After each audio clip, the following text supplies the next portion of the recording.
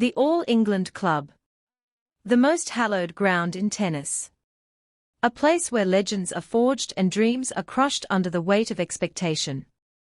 But on Court 12, under the grey London sky, something extraordinary was unfolding, something that would leave the tennis world stunned, the crowd breathless, and one Mexican veteran completely and utterly powerless.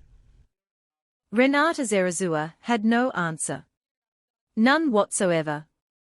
Standing across the net was a 21-year-old Filipina phenomenon who had already made history before stepping onto the grass. Alex Eala. The first Filipino ever seeded at a Grand Slam. The player who had dismantled world number 2 Elena Rybakina just weeks earlier. The rising star who had won titles, broken records, and sent shockwaves through the sport. But even her biggest believers couldn't have predicted what was about to happen. Because this wasn't just a victory. This wasn't just an upset. This was a statement. A declaration.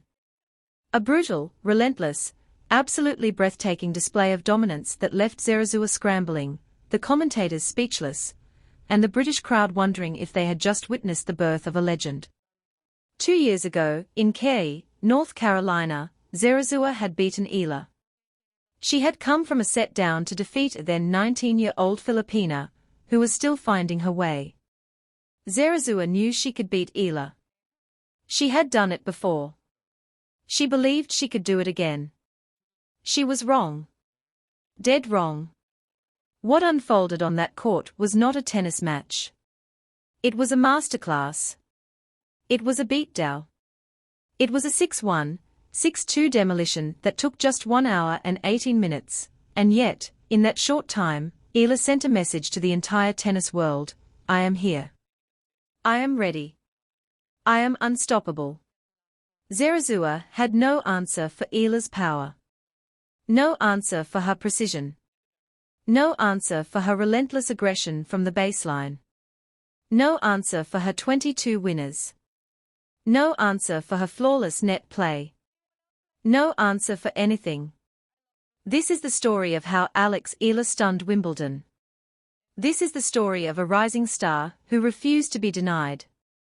This is the story of a champion in the making, and the opponent who simply had no answer. The All England Club. Wimbledon. The Cathedral of Tennis. For Alex Eala, stepping onto Court 12 was not just another match. It was personal. It was redemption. It was the moment she had been waiting for since that humid afternoon in North Carolina, 2 years ago, when a 19-year-old Eala watched her lead slip away against the very woman standing across the net from her today, August 2024. The ITF W100K Tennis Classic.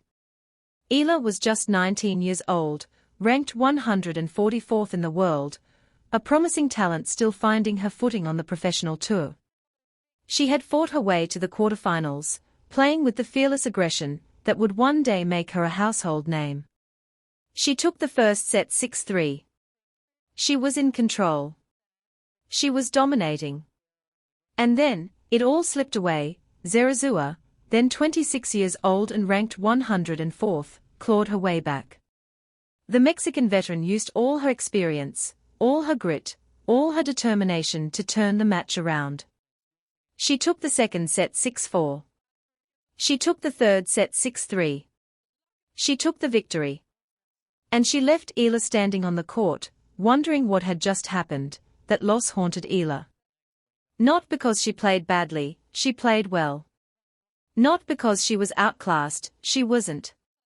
That loss haunted her because she knew she should have won. She knew she was the better player that day. She knew she let it slip away. And she knew, deep in her heart, that she would get another chance. That chance came at Wimbledon 2026. But this was not the same Eala who walked off that court in Cary. This was a different player entirely. A player who had grown by leaps and bounds since that defeat. A player who had risen from world number 144 to world number 32. A player who had beaten top 10 opponents. A player who had won titles.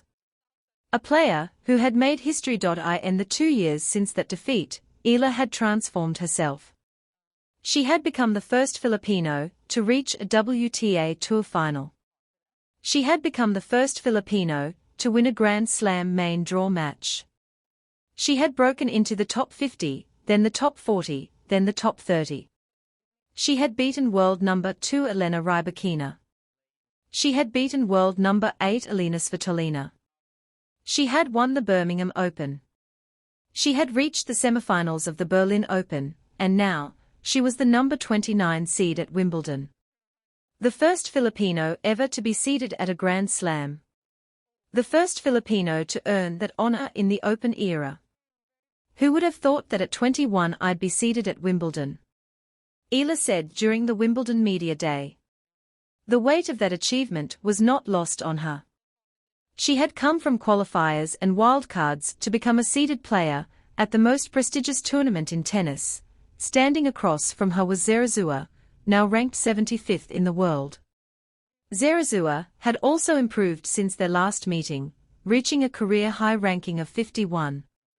She had won 3 WTA Challenger singles titles. She was a seasoned professional with years of experience on the tour. She was a dangerous opponent, capable of beating anyone on any given day. But Eala was no longer the 19-year-old who had lost in Kei. She was no longer the player who let leads slip away.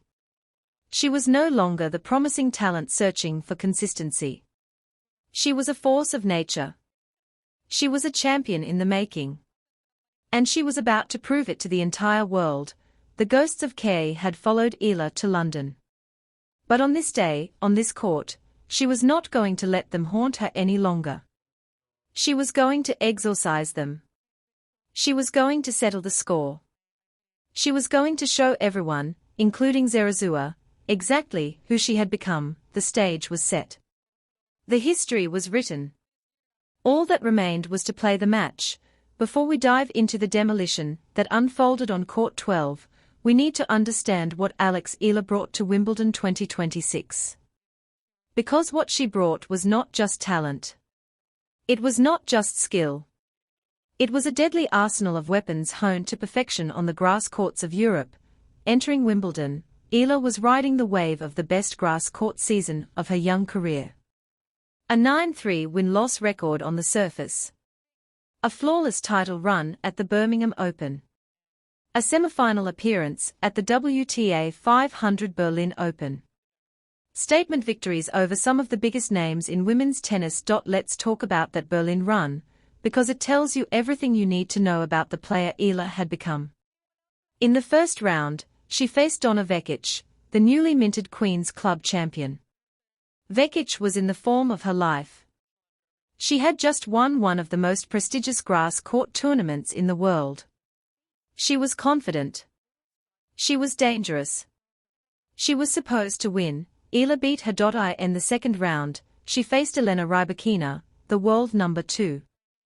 Rybakina was a Wimbledon champion. She was a Grand Slam winner. She was one of the most feared players on the tour.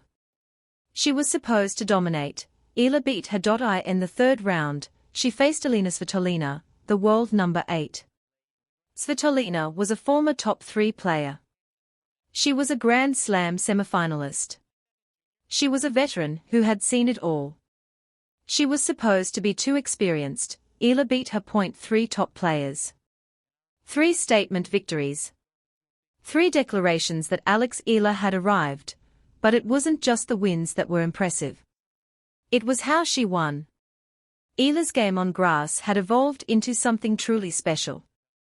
Her lefty serve was becoming a weapon, carving out angles that left opponents scrambling.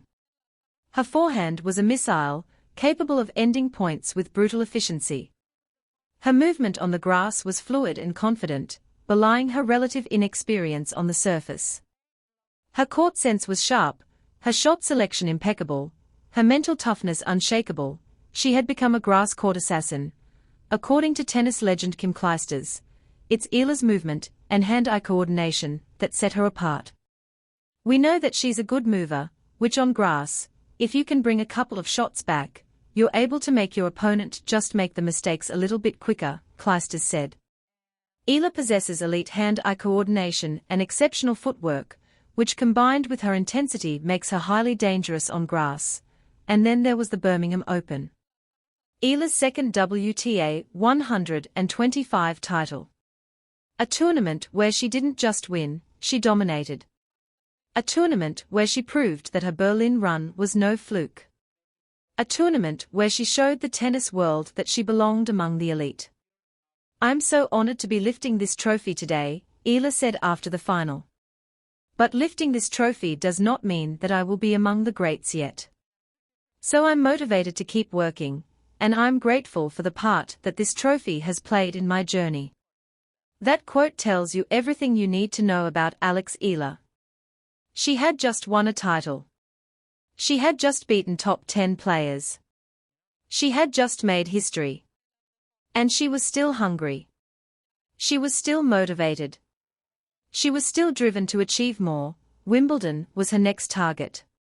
And she was ready. Eala spent the build-up sharpening her grass game alongside Wimbledon royalty, partnering 5-time champion Venus Williams in the doubles at Bad Homburg. She trained with the best.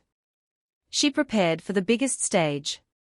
And when she stepped onto court 12, she was ready for anything. "I definitely think you need to have the mindset, especially in the slam, that you can beat anyone," Eala said. Renata Zarazúa had no idea what was coming.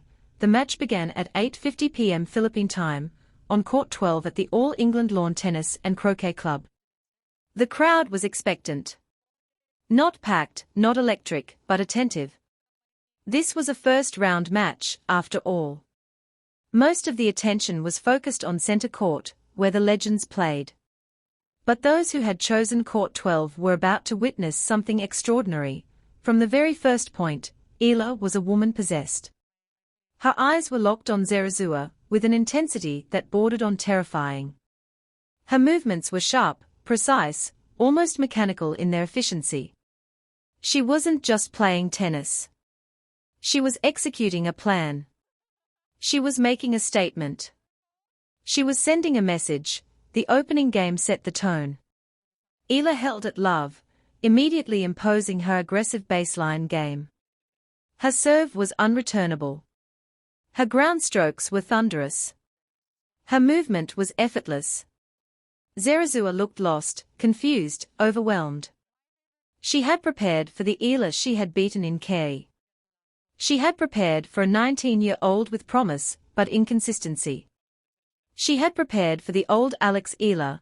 The new Alex Eala was something else entirely. Eala struck first by breaking Zarazúa's serve in the fourth game to establish a commanding 3-1 lead in the opening set.